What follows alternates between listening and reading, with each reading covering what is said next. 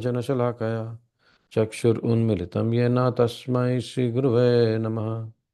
Nama Om Vishnu Padaya Krishna Presthaya Bhutale Srimate Bhaktivedanta Swamin Iti Namine. Namaste Saraswati Devi Gaurvani Pracharine Nirvishesha Shunyavadi Paschatya Deshatarine. Jai Shri Krishna Chaitanya Prabhu Nityananda Shri Advaita Gadadhara Shivasadi Gaur Bhakta Vrinda. Hare Krishna Krishna Krishna Hare Hare Hare Ram Ram Ram Hare Hare. Canto 1, Chapter 18, verse number 9. Upavarnitam etadva punyam parikshitam maya vasudeva kathopetam akyanam yad aprachata. Upavarnitam etadva punyam parikshitam maya vasudeva kathopetam akyanam yad aprachata. Upavarnitam etadva punyam parikshitam maya Vasudeva Kathopetam Akyanam Yad Aprachata. Synonyms, translation and purport by His Divine Grace A.C. Bhaktivedanta Swami Srila Prabhupada Ki Jai. Upavarnitam, almost everything described. Etat, all these. Vaha, unto you. Punyam, pious. Parikshitam, about Mahārāja Parīkṣit. Maya, by me. Vasudeva, of Lord Krishna. Katha, narrations. Upetam, in connection with Akyanam, statements. Yat, what, Aprachata, you asked from me. O sages, as you did ask me, now I have described almost everything regarding the narrations about Lord Krishna in connection with the history of the pious Mahārāja Parīkṣit. Srimad Bhāgavatam is the history of the activities of the Lord, and the activities of the Lord are performed in relation with the devotees of the Lord.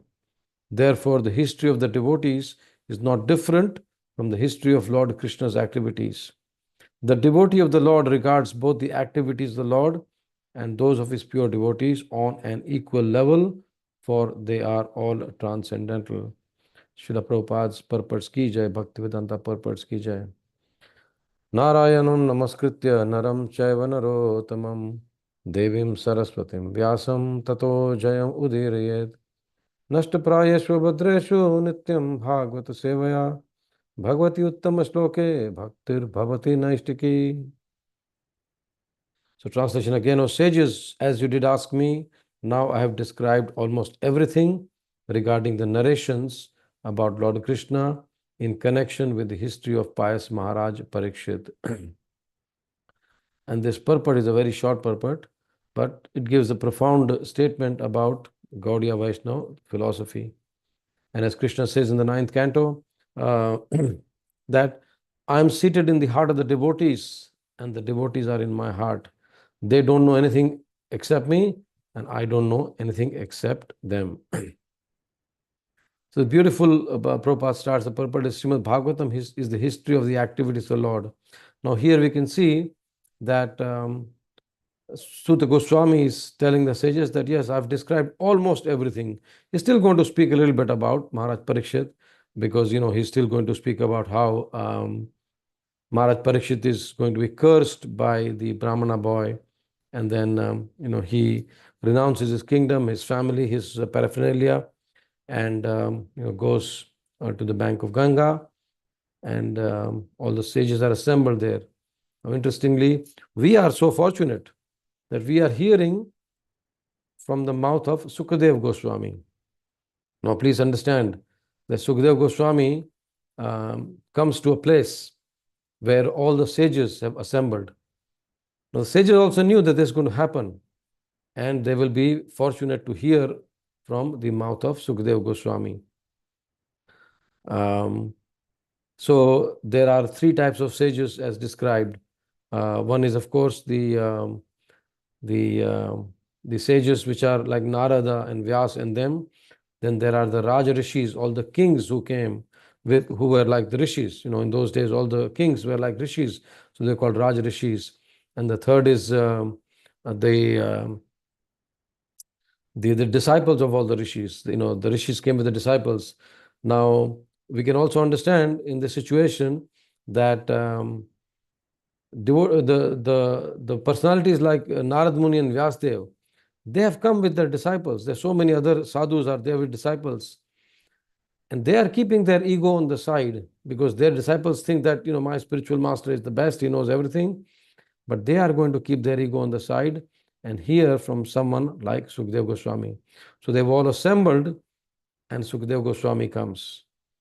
And immediately everyone recognizes that this is the personality from whom we want to hear. And as we heard before, that when Sukadeva Goswami enters, women and children are thinking that he is a mad person, and they are throwing, sticks and stones and, dirt on him.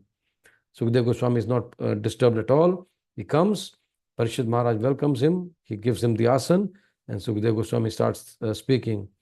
Here, Prabhupada says, and the verse says, Sukadeva Goswami says that, "O sages, as you did ask me." So we know that there were 6 questions asked by the sages of Naimisaranya.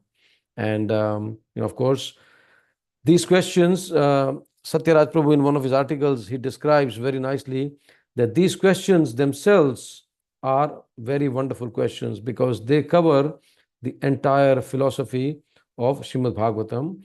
Not only that, they are completely non-sectarian. I mean, there's no Hindu, Muslim, Christianity or Judaism, anything described here. What is the ultimate good for all people? What is the ultimate good for all people? What is the essence of religious scriptures by which the actual self becomes satisfied? How can we become satisfied? Every one of us, all the jivas. Why did the Lord take birth from Devaki? What acts does he perform? Like what wonderful acts does he perform? And what are his avatars? Please speak about his incarnations. Where has Dharma gone now that Krishna has left the earth? So this is in the first chapter itself of Srimad Bhagavatam. These questions are asked. And Sutta Goswami says here that almost everything I've described in regarding the narration of the Lord along with Parīkṣit Maharaj. Prabhupada beautifully, very beautifully says here, we can actually call this verse an inspiration verse. Why an inspiration verse? A purport? Inspiration purport. Why inspiration purport? Because it actually speaks to us about the Lord and his devotees. As we've heard before, that there are 3 things, and we mentioned also this in our Japa workshop, that the 3 things of value: Bhakta, Bhagwan, and Bhakti. And when these 3 come together, Bhagwan is dancing, Bhakta is dancing, and not only Bhagwan and Bhakta they are dancing, but also Bhakti is dancing. So if we can understand that even the process of devotional service, which makes us from a devotee to a pure devotee. Now, please understand here, Prabhupada says very clearly, a devotee of the Lord regards both the activities of the Lord and those of his pure devotees. So distinction is made between a devotee and a pure devotee. So a devotee of the Lord regards both the activities of the Lord and those of his pure devotees on an equal level, for they are all transcendental. As we know, Vaishnavera Kriya Mudra Ko Janena, that the activities and the behavior of a Vaishnava is not easy to understand. It's not easy to understand. Why? Because we still do not have in our heart the welfare of all the people, the welfare of everyone. Whereas those Vaishnavas have in their heart the welfare of everyone. So how do we understand the meaning of pure devotional service? Prabhupada describes it very, very categorically, and we'll be surprised to see that this verse we have studied so many times, but still we have not understood that. So which is that verse? Bhakti Rasamrita Sindhu Anyabhilashita Shunyam Anyabhilashita Shunyam Jnana Karmadhyanaavritam Anukulena Krishnanu Shilanam Bhaktiruttama. So this verse, now you might ask that, okay, this is the basic verse. Why is it describing the pure devotional service? But actually, yes, That is the beauty of our scriptures, that in the beginning is describing, and this Bhakti Rasamrita Sindhu again, like Srimad Bhagavatam, in the first canto, first and second chapter, almost everything is given to us. So same way, in the Bhakti Rasamrita Sindhu, in the first part, the first wave, the first chapter, everything is described. And this is the 11th verse, Anya Bhilashita Shunyam. So Prabhupada translates that when first class devotional service. So Prabhupada calls pure devotional service as first class devotional service. When first class devotional service develops, one must be devoid of all material desires. Knowledge obtained by monastic philosophy and fruitive action. So Jnana Karmadi Anavritam. Anukulyena Krishnanu. The devotee must constantly serve Krishna favorably. How? As Krishna desires. Shilanam Bhakti Uttama. So that is called the Uttama Bhakti, the first class Bhakti it is called. So Bhaktivinoda Thakur, he gives an example that when a person says, to a friend, here is some pure water. I'm giving you some pure water. So he's distinguishing his offering from contaminated water. So Rupa Goswami also, he welcomes the readers because it's the first canto, a first wave, first chapter. He welcomes the reader and he says, this is the first class devotion and don't mix with any other devotion. First class devotion, we can also call it, Rupa Goswami calls it Uttama. It can also be called as exclusive, Kevala Bhakti. We've heard in many verses, Kevala Bhakti. Unalloyed, Ananya, Ananyas Chintayanto Mam, Te Jana Paryupasate. So Ananya means unalloyed. Akinchana, untainted. And then he says pure, Shuddha. So these are different words Rupa Goswami uses and our scriptures use to describe pure bhakti, pure devotional service. So now we can see this is the Paribhasa Sutra of Bhakti Rasamrita Sindhu. What is the meaning of Paribhasa Sutra? Paribhasa Sutra is basically a statement. It's actually an unequivocal statement that, without any doubt, you can dissect from anywhere and it will tell you that this is the text which is describing or establishing the theme of the text, right? And if there is any text which is unrelated or even contradictory or even going against this Paribhasha Sutra still stands. So Anya Bhilashyata Sunya Jnana Karmadhyanavritam Anukulyena Krishnanu Shilanam Bhaktir Uttama. So then we understand, okay, now that's given. So what are the three things which are required? Rupa Goswami says three things which are required. So three things which are required is, first of all, the devotee must be constantly serving Krishna.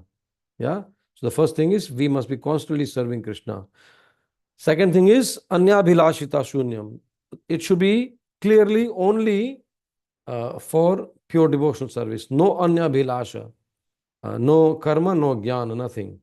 It should be free from karma and jnana. And third is favorably. Anukulyena Krishnanu.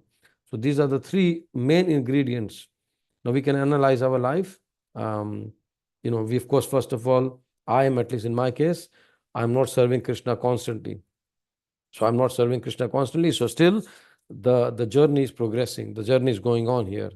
The second one is it free from speculative philosophy and karmic desires? No, it is still not free. So we have to work on that also. And the third, it's favorable to Krishna, maybe, as Keshav Maharaj says, Krishna, 3 for you, 5 for me, 1 for you, 2 for me. So we always keep something for ourselves. It is not completely favorable for Krishna. So this way we can see the pure devotees are always engaged in the service of Krishna. If we read, study the Sadgoswami Ashtakam, there we will see, Srinivas Acharya very beautifully gives how a pure devotee is acting. If you see each and every verse, Tyaktva Turnam Ashesha Mandalapati Shreni Sada Tuchhabhat Bhutva Din Ganesh Kau Karunaya Kaupina Kantha Shrito. Kujjat kokil hams sarasa, gana krine mayurakule, nana vratna nibaddha mool vitapa, Shri Yukta Vrindavane. If you see Nana Shastra Vicharana, so many verses, all these verses, they are saying what a pure devotee does. Now, at the end of the Sad Goswami Astakam, the sixth Goswami is saying, yes, we have found Krishna. We have found Krishna. No, they are saying, how does the verse go? Shri Govardhan Kalpa Pada Patale Kalindivane Kuta Goshantaviti Sarvato Vrajapure Kede Mahavihvalo Vande Rupa Sanatana Raghuyugo Shri Jiva Gopalako. So they are, Ghoshantav iti Sarvato Vrajapure. Everywhere in Vrindavan, in Vraja, in the Vrajapuri, they are Ghoshanta, means they are chanting loudly, Krishna, where are you? Krishna, where are you? I am bereft of your association. Are you at the foothill of Govardhan Hill? Are you in Yamuna? Are you in the Bamsivat? Where are you? So that means even though they have found Krishna, they are thinking that they are very, very far from Krishna. They are very far away from Krishna. So I was thinking the difference between a devotee, especially like me, and a pure devotee, we can easily, put simply in our language. A devotee like me thinks I'm a pure devotee, and a pure devotee thinks that he is not even a devotee. So I'm thinking I'm a pure devotee because I've learned some shlokas. I can give a little class, and I can do some service, and I'm thinking I'm a pure devotee. No, a pure devotee, he thinks I'm not even a devotee. And one of the definitions of an Uttam Adhikari, he thinks that except me, everyone is a devotee. Every living entity is a devotee. So then the Uttam Adhikari doesn't find the need to preach. So an Uttam Adhikari like Prabhupada came to the level of Madhyam Adhikari. And then he saw the difference between the atheist, the innocent, the ignorant, the friendly, the seeker. He saw the differences in all of them, and then he came to their level and preached to them according to their situation. So we can see here Krishna's activities are very, very wonderful. The devotees' activities are very wonderful. And we have to understand that when we study the activities of the Lord, and the activities of the Lord are always performed in relation with the devotees of the Lord. Krishna's picture, you will never see him alone, standing alone. Many times we see some God's picture, standing alone. Some even Devta's pictures. You go to the temple in India of any Devta, and the Devta or the Devi standing alone. Krishna is never alone. Even when Chaitanya Mahaprabhu goes in the jungle, the animals are following him. And the animals, even though tigers and snakes, and they're ferocious animals, but they're still following him out of love for Krishna, out of love for Chaitanya Mahaprabhu. And Mahaprabhu also then understands the situation, and he loves them equally. So we can see the Lord is never alone. He's always with the devotees. We know there's a bhajan in Pushti Marg, which says, I won't sing that bhajan because it's in Gujarati, but basically it says, the Lord says that wherever my devotee is sitting and chanting my name, I stand next to him. Wherever my devotee is standing and chanting, I again stand next to him. And wherever a devotee is dancing and chanting, I dance with him. This is the I'm paraphrasing the bhajan there. We can see even the Lord in the Srimad Bhagavatam there are 18,000 verses, and you'll think that like first 9 cantos, some places of course Krishna's description is given, all the avatars are described, but most of them are speaking about the other topics, the other 8 or 7 or 8 topics about about the devotees of the Lord. But then we see the 10th canto, which is the biggest canto among the all 12, and it has got almost 4,000 verses out of 18,000 verses. So we can imagine the the activities of the Lord are so important, they're so prominent, they're so powerful, that 4,000 verses are given. And again, we see that the Lord is never alone. All the pastimes of the Lord are with his friends. The pastime of Kalia, where he dances on the 1,000 hoods of Kalia, as recently Viraj Krishna described in one of the Sunday feast classes. His friends, his mother, father, everyone is watching aghast from the shore of Yamuna. But Krishna is happily, blissfully dancing on the hoods of Kalia. You see the pastime with the Pandavas. You see the pastime with the Gopas, with the Gopis. All these wonderful pastimes. You see the pastime with the queens of Dwarka. So all these pastimes are going on. And for us, the most important thing is that we dive deep into these pastimes. I'll tell you something personal. When we do puja, one of the upacharas we offer is Achman and Madhuparkya. Achman is for the Lord to cleanse the mouth. Then we offer Madhuparkya. Madhuparkya is a combination of yogurt, of honey and milk. And Lord likes it very, very much. And then again, we offer the Lord Punarachman. Punarachman means after he has, enjoyed the Madhuparka, then we offer Achman for the Lord to clean his mouth again. When we offer this, our Acharya is right that we offer to Kunj Bihariji and then Srimati Radharani. So after I read this pastime where, when Krishna is honoring something and then his devotees partake of his prasadam, in this case Srimati Radharani, she has got so much, the ecstasy, the love which Srimati Radharani feels when she is eating with the same spoon which has been offered to Krishna. In the Swakiya Bhav, it doesn't happen. But when we offer in the worship, we offer to the Achman to Krishna with the same spoon, we offer to Srimati Radharani. And then we have this mood that Srimati Radharani is also enjoying so much. The Madhuparkya, which is touched by the lips, the lotus lips of Krishna, then we offer to the lotus lips of Srimati Radharani. So this way we can see Krishna enjoys and the devotee enjoys more. And that's why Krishna wants to understand how I can feel what my devotees are feeling for me. And then he comes as Chaitanya Mahaprabhu.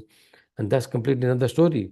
Again, in the Madhya Lila, yes, the second chapter, when the Lord is coming in the mood of Srimati Radharani, and then he is describing his pain of separation from Krishna. And if we read those narrations, it will actually make our heart melt. So as devotees, we understand we are not pure devotees, but the journey has begun. The journey has begun. When Prabhupada says here that the history of the devotees is not different from the history of Lord Krishna's activities. So when we read about the history of these wonderful personalities, in Chaitanya Charitamrita, there are so many wonderful personalities who are mentioned. When we speak about Sarup Damodar Goswami, we speak about Narahari Chakravarti. I will give you a tip.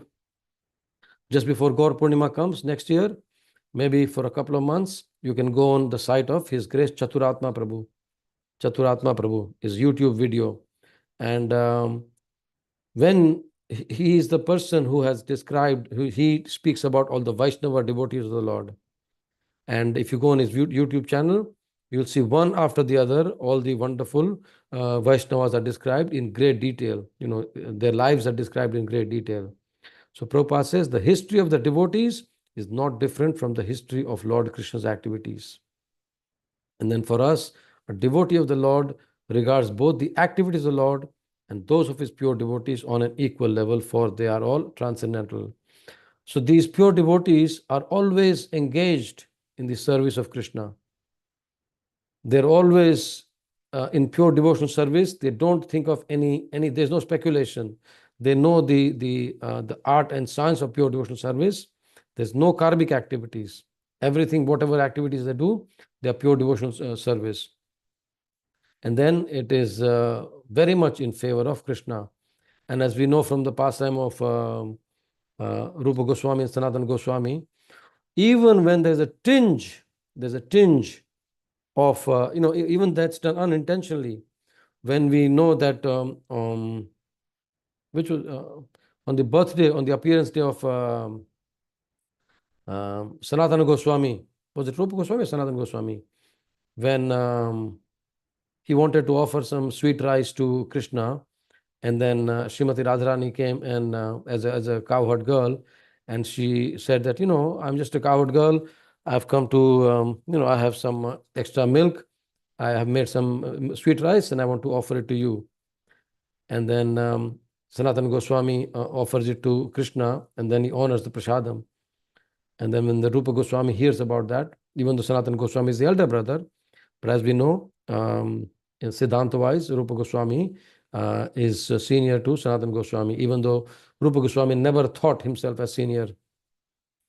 And then he comes and speaks to Sanatana Goswami, this is Radharani, she's come to serve you. How can you accept her service? Jiva Goswami, same way, when he's defeating on the banks of Yamuna, was it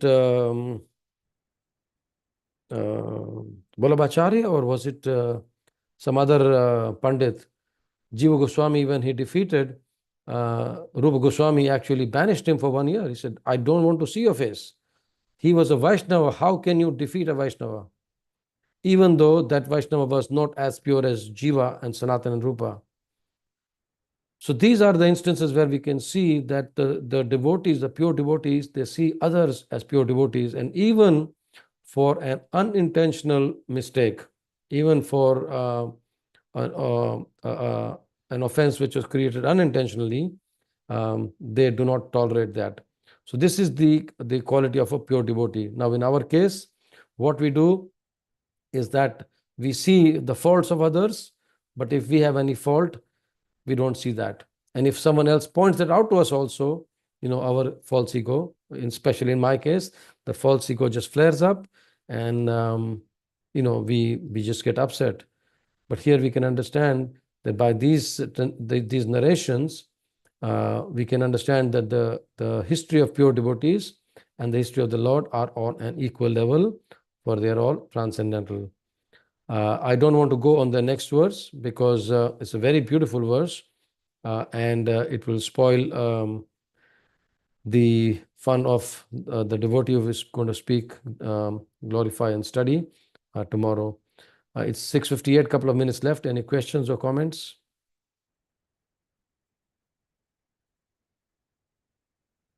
It was a short purport, so I didn't want to, speak for, anything more.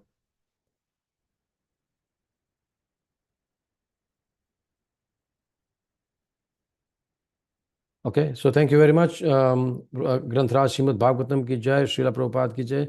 Just one request that whenever we think, I was in Sydney for the 40th anniversary, and His Grace Charu Prabhu, who's Prabhupada disciple, he's done some wonderful service for Srila Prabhupada.